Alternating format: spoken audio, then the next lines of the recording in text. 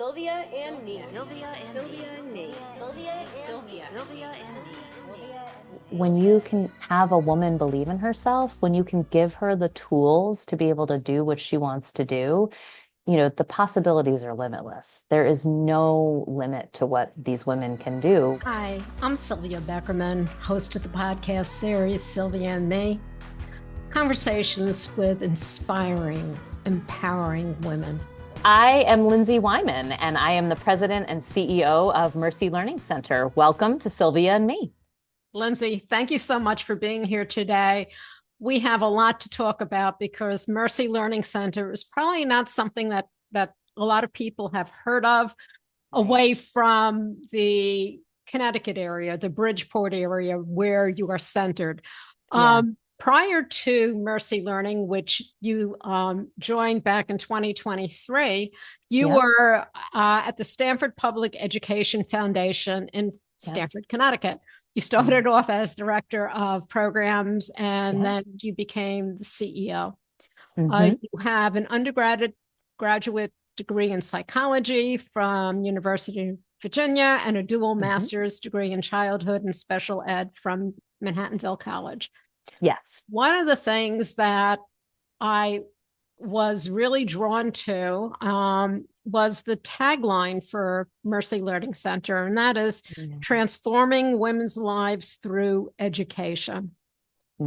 And you have, through our education support services, lives in Greater Bridgeport are changed forever.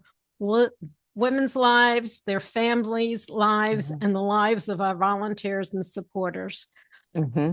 Okay, so what drew you to Mercy Learning? Yeah. Well, I was a teacher and an administrator for a long time. So that was the beginning of my career. So I started off in special education with a focus in reading. So I was a literacy teacher for a long time. And then I was an administrator doing, some roles in teaching and curriculum. And then after that, I was actually a literacy consultant, and I traveled all over the country working with different schools, districts, charter school programs, working on their literacy curriculum.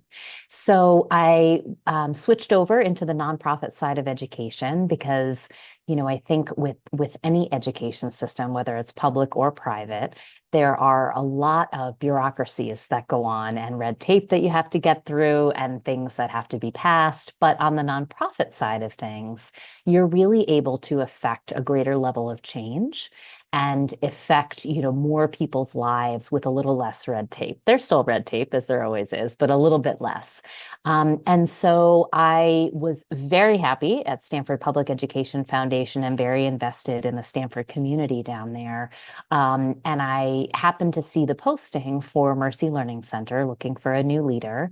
And I had always loved the mission of Mercy because obviously educating women and empowering women in our communities is very, very near and dear to my heart. I have a daughter myself and a stepdaughter. And so I really was drawn to kind of see what they were looking for. They happened to be looking for someone that was a little bit of a unicorn, a little bit of, somebody with education background and nonprofit background, and there aren't that many of us.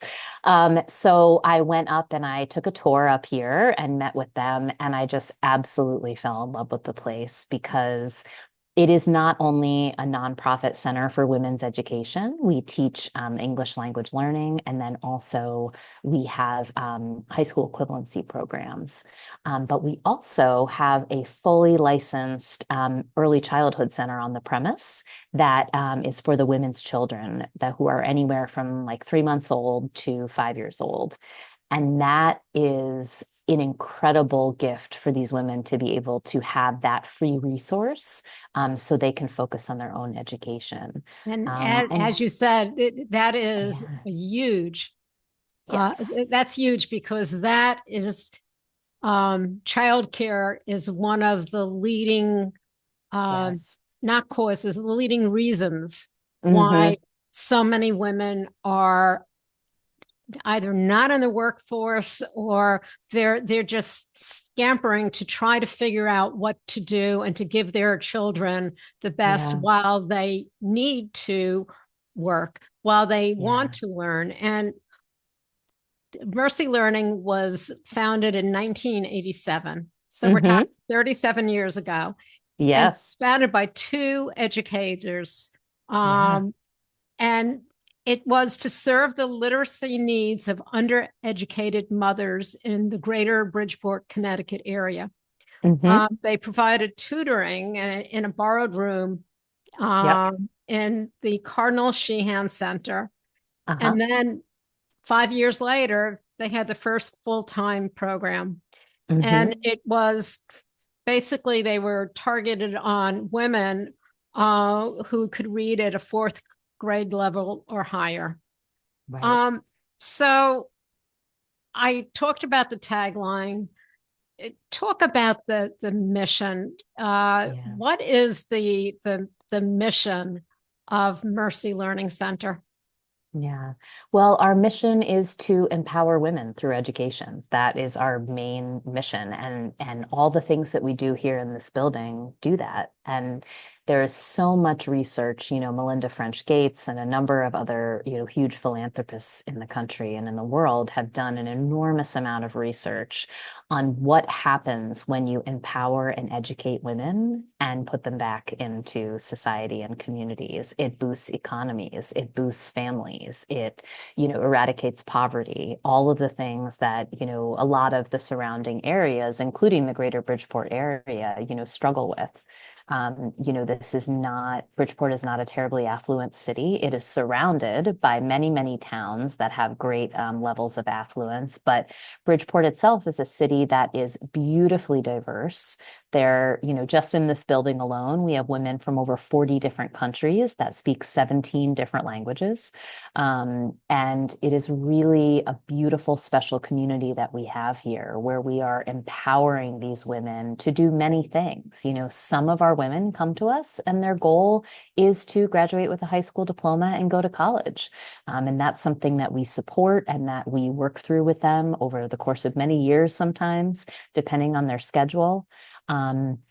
But some of our women come to us and they're brand new to this country, and their main goal is sometimes just to be able to help their children with their homework, their children who are in English-speaking public schools here in Bridgeport or the surrounding areas. And then also some of them, they want to be able to just communicate better. They want to be able to go to the grocery store and ask for things that they need. They want to be able to go to the doctor and tell them what's actually wrong, and so we really have enormous respect and revere the women that go here. They have made an incredible dedication to their own learning journey. And it's, we do a lot here to support these women in community too, so that, sometimes if they're new immigrants to this country and they come here by themselves or maybe just with their own individual immediate family, they don't have a community, they don't have a network. And we work very hard here in this building to help them build that as well. How do you, first of all, it takes a lot of courage for these women to ask for help. Yes, definitely. That is, and people don't understand it. They just, our perception, again, we have such perception of people who may not look like us, people who come over and may not speak English, people who don't communicate. We don't take a step back to take a look and understand. Everyone makes, a lot of people, I'm sorry, not everyone, but a lot of people make an assumption.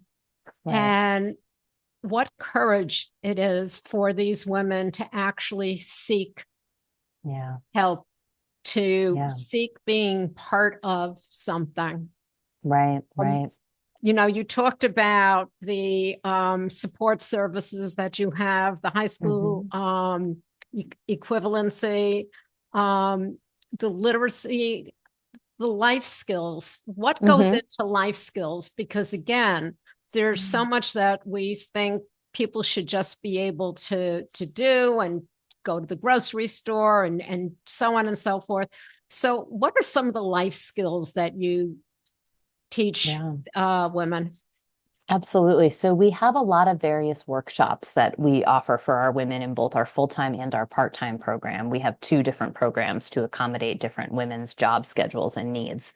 And so some of those consist of financial literacy classes. So we have a great partnership with M&T Bank where they come in and they teach our women about the banking system in the United States, about having a checking account, budgeting, all of those sorts of things. We just had a voting workshop because we do also offer citizenship classes. So for those women that are here that are US citizens, we, had a workshop to teach them about voting, getting them registered to vote, how you vote, things like that. Not all of our women, by the way, are immigrants to this country. Some of our women, about 85% of them are immigrants to this country, but about 15% of our women are women who have dropped out of high school in the United States for whatever reason. But sometimes those folks are not plugged into the systems either. Some of the other life skills workshops we have are on career choices and development, whether college is something that they might want to pursue or whether it's a technical school or just a trade that they want to go into. We do workshops on entrepreneurship, and a number of other topics, even things like digital literacy and technology. Last year, we had a very popular workshop with our students where we taught them about the various scams that they can sometimes be targeted with, right? So, credit card scams and text message scams and all of those things, which was very popular because unfortunately, a lot of our women have experience with that. So we try as much as possible to give them a full picture of not only just the academics of earning their high school diploma or learning English, but also, how to navigate the outside world in the best way possible for them and their families. Well, I like that you mentioned that you have probably somewhere around 85% who are immigrants, Yeah. but Yep. you have 15% who aren't. Mhm. And Yeah. more than anything, those women can get so lost in the system. Yes, very much so. Even more so than Mhm. immigrants who a lot come over with maybe some family. Mhm. But a lot of these other women, this 15%, can really just Yeah. fall under the radar and never be able to pick themselves up. Right. It's interesting because the women we have that are native English speakers and that have gone to some schooling in the United States, for many of them, the system has really failed them, the United States, public education system. And I think that is, something that whether or not we've all experienced that ourselves or with our own children or individual families, everybody has had an experience where the system doesn't work for everybody. And these are sometimes folks who have experienced incredible traumas too during their, youth, and were not able to finish school because of family situations.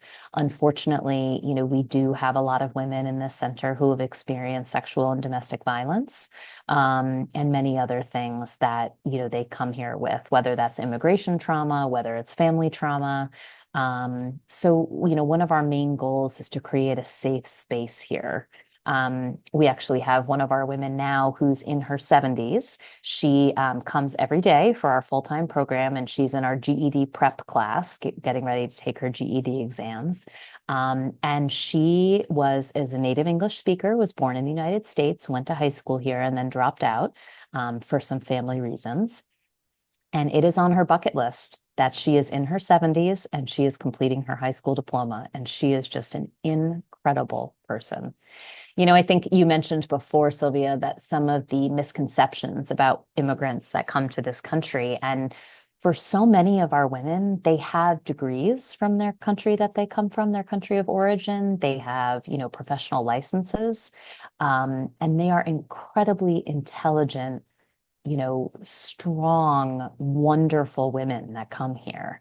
And so, sometimes there is this incorrect perception of our women, need our help or they are, not strong enough or something along those lines. But that could not be farther from the truth. Our women are incredible. And another special thing about this place is really our recognition that we are a lot more alike than we are different. And I think that's a really important thing. It's not that there are, women who are grew up in this country and speak English, and those are the women. And then there's women who didn't grow up in this country and don't speak English. That's, there are women from all over the world here who are around my age, who have kids around my kids' ages. And even though we have had vastly different life experiences, there is something so beautiful just about chatting with them, about the struggles of being a parent of a teenager, for instance, So Again, really beautiful. we are more alike than we are different. Yes. And being able to, you're also giving them the ability to share their stories, Yes. not only among So themselves, but among the staff. Yes. And as you said, you have a lot in common. A lot of them Absolutely. are around your age. They have Yep. children, they have families, they might have jobs, they might have aspirations of doing something, and you're giving them the tools to be able to to transform their lives. And we'll go back to the very beginning. Education is empowering. Yes. And where women are today, the more we're educated, the more we are empowered within ourselves. And we can go out and be, self-confident and learn how to communicate, learn how to do something that you might not have thought of even doing, and maybe even discover what your passion is. Exactly. And to, give women enough confidence and enough of a safe place that they can come to that realization, and that they can say, I never thought I could do this. But then they spend some time here, and we have an incredible staff who is loving and supportive and extremely gifted in the area of adult education. And, having those staff to be there every step of the way for the women is a game changer, and the women, I'm on this podcast and I'm talking about it, but really, like, the women that go here should be the ones sharing their stories, because I wish I could just tell your audience how incredible each and every one of them is. It is a special, special place. And they have such, not only stories of tenacity, but just who they are, their culture, their race, their ethnicity that they bring to this work is just really incredible. And so, as we're talking about that, maybe at some point we will get some of the women, because that would be quite interesting. And how wonderful. So why don't you tell us a couple of the success stories, about, some of the women that really resonates with you as to where they are now? Yeah. Oh gosh, there's so many. But one of our women who just graduated in the spring, she actually shared her story at our graduation ceremony that we have in the spring every year. And, she came here. This particular woman was from Brazil, a couple of different children, and she had to drop out of school in Brazil because of family situations and things like that. She had to work, make money for the family. And then when she came here later in her life with her husband, she ended up having 2 sons. She really wanted to be able to help, their family, not only financially, but also in other ways, to be more independent, to take her kids to the doctor without needing her husband, who at the time was the only English speaker. So she came to Mercy Learning Center. She started in our very basic level English language learning class and worked her way all the way up, and was here, I think, for about 5 or 6 years. There's no typical way or amount of time that women come to us, because it really depends where they are in their own educational and language journey. But for this particular student, she came to us, and after about 6 years, she had worked all the way up through her English language learning classes. She graduated with her GED just this past spring, in 2024, and she is now attending community college classes right down the street with a scholarship from Mercy Learning Center. So that's just one story. Another story is a student that is still here. She was actually born in a small African country called Eritrea. So she was born in Eritrea, and then unfortunately, due to political unrest and situations in that country, she was then in a refugee camp in Ethiopia for many, many years. And then through a series of events, made it all the way to the United States and is in Connecticut. And she has 5 boys. And so she has raised those boys with education in the forefront. They live in Bridgeport, and she has given each one of her children a strong emphasis on education, and jokes with us all the time still about her 2 that are still in public school here about how she's such a drill sergeant with homework. But 3 of her sons now are in Ivy League colleges. And she decided that she was going to go back to school because they said to her, you know, Mom, you have given us the gift of education and been here for us as you raise us, and now it's your turn. So she right now has been with us for about 2 or 3 years. She has learned how to speak English, and now she is in one of our, we call them adult basic education classes, where she is also working towards being able to take her GED test in a couple of, probably about a year or 2, depending on timing. And she is with us Monday through Friday, 9 to 2. She's in school every day. And she is just an incredible gift to this community. She is smart, she is dedicated, and she has had an incredibly interesting life story that has taken her through a lot of different places in life. But here she is, making it in the United States and about to get her high school diploma. So those are just 2 stories. I mean, I have like a million, but those are 2 off the top of my head. One who graduated last year and one who's still here, who really are just phenomenal examples of, you know, they believe in themselves and they believe in what they want for to better their own lives in whatever way that looks like. Approximately how many women has Mercy Learning Center served? Oh my goodness. Over the years, I think we're up to about 17,000 women that Mercy has served in the last 37 years. And currently we have about 420 women in both our full-time and our part-time program. And then we are able to serve about 60 children of theirs. So ages 3 months to 5 years old too. So we have a very busy building here. Every day we've got hundreds of women in and out. Today is Halloween, and so we have a lot of costumes and fun and smiles. So it's a really vibrant, wonderful place. So tell us about the early childhood program that you have. Yeah. I mean, it gives women such a boost to know that Yes. their children are not just safe, Mm-hmm. but Mm-hmm. they're going to be able to go to school, start public school, Yeah. with having been around children. So tell us about that early Yeah. childhood program. Absolutely. So I think everybody knows about the incredible, crucial importance of early childhood education, you know, pre-kindergarten, and how important that is to a child's development and then later success, you know, in the public school system and beyond. And so Mercy Learning Center has always had a child care component. You know, an unfortunate reality of not only Bridgeport, not only Connecticut, but much of the country right now is that there are places like Bridgeport, which are considered what they call a child care desert. And that basically means that there just simply aren't enough childcare spots and aren't enough affordable childcare spots to accommodate the need in the city and beyond.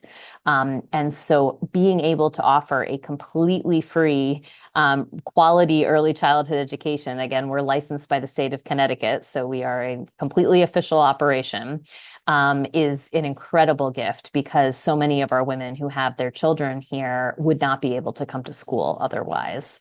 And we do work with moms. You know, we have a capacity of 60. That's as many as we can physically fit in this building for our childcare, but we also work with any of our women who we are not able to accommodate them and help them to see if we can find them spots elsewhere. And then obviously we have many women whose children are in the public schools and beyond as well. So, you know, I was just up there today. Again, today is Halloween. So we had a little bit of a trick or treat in the hallway situation. And it's just, we have incredible, loving, fabulous staff who are just able to take these kids and really just especially for those who are new immigrants to this country, it's a very scary thing to not be with your mom, but also in a brand new country with people who don't speak the language. So most of our early childhood staff is also bilingual in Spanish, which is very helpful.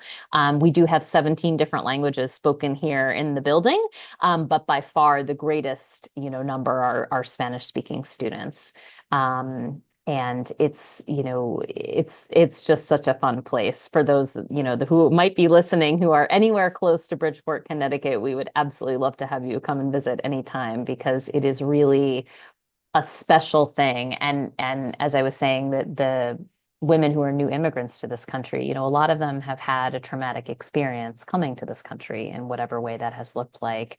And for them to have their children with them in the building and for the kids to know that mom is just upstairs, many times that really eases their anxiety and tension as they, kind of acclimate to a new system, a new place.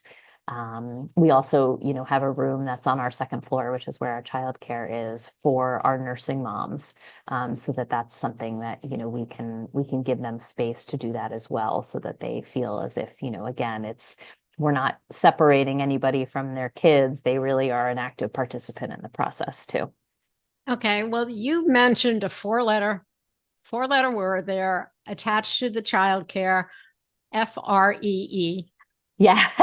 We didn't talk about the cost to these women. Yeah. Yeah. Yeah. Everything in this building is free. There is nothing that anyone pays for. So that is, we are mostly privately funded. So funded by individuals, organizations, corporations, and then we do receive a small bit of money from the state of Connecticut through federal funding for our programming. But everything in this building is free, everything that we offer. One of the other things that I took off your website, empowering and transforming lives, and I love this, when MLC students realize what they are truly capable of achieving, anything is possible. And It certainly sounds like that is what you're giving these women and their children. Yes, absolutely. And I think, unfortunately, there are many folks who don't understand, especially folks who are new immigrants to this country, which is the majority of our women, that they don't understand that they're not, sometimes people think that not being able to speak English can equate to, less intelligence. And that is certainly not the case. I work with hundreds of women every day that were not born in this country, some who don't speak English very well, and that is never the case. And I think that, when you can have a woman believe in herself, when you can give her the tools to be able to do what she wants to do, the possibilities are limitless. There is no limit to what these women can do once they have the tools. And, again, we're helping to break cycles of poverty. We are helping to educate not only the women, but also their children to give them a leg up when they start kindergarten in the public schools. And as I said, being able to put women back into society, educated and empowered, and to know their worth, it elevates all of society, everything that it has to do with. So to know their worth, that is huge. Mm-hmm. So many do not know their worth, no matter where they are. And, exactly. It sounds like the kind of program where pieces of it would be good to be able to offer know your worth for throughout. So how do we get this to kind of clone itself in more places? I mean, what you have there, I don't know if there's anything like it. I have not done research on it, so I'm not going to give out information that I don't know, but it's an amazing program. Yeah, it's definitely an anomaly. And again, I haven't done national research on it either, but it's definitely an anomaly in Connecticut. And I think that, since I've started working here, there have been a number of people who have said to me, oh, we could really use this in Stamford. We could really use it in Norwalk, that kind of model. And again, I think, you can have a school or give English language learning or GED classes. You can do that anywhere. But I think one of the beautiful things, again, is this building of community and building a system where women feel supported and know their worth. And so that's a really kind of key ingredient to the magic sauce that we have.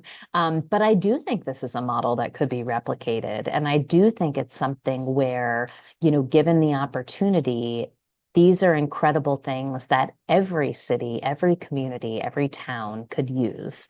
Because, I think in general, I'll speak for the United States, and I know this to have been reported to me from women who come from other countries as well. Unfortunately, there can be times when women are, considered less than and are considered second-class citizens. And I think that, as sad as that is even to say in the United States, it's really a very harsh truth. And I think the more that we can do to lift up women and to give every woman the tools that they need to succeed and know what they're capable of, that's only going to boost our society. It's only going to boost our economy. And so I would love to see this model replicated at some point in time. I don't think it's in the budget to buy a new building and start a new program anytime soon, but who knows? Sky's the limit. Sky's the limit. Lindsay, if you had one thing that you'd like people to go away with, what would that be? I think it is the concept of we're more alike than we are different. I think that's really something that I want everybody to see when they come here. There are incredible women in this space. There are, unbelievably adorable and fantastic kids that we work with every day. And sometimes it's very easy to other people to say, well, I belong in this space and these folks are other. And to be able to have the opportunity to see all of us as women, all of us as some of us mothers, sisters, friends, caretakers, whatever our roles are, we are more alike than we are different. There is no real other, or us or them. It is something that I think just treating each other with grace and compassion and kindness in a world that sometimes, especially right now in a politically charged sort of environment, feels especially difficult. But it is something I think that is incredibly important and is something that we sort of exemplify and exhibit every day here as a principal at Mercy Learning Center, and something that I think that, everyone could benefit from. And the idea that just empowering women is so crucial and uplifting for any community and society, and that the more we can do that, the better off we'll all be. Most definitely. What is the website where they can find out more about Mercy Learning? Sure. So it's www.mercylearningcenter.org. Okay.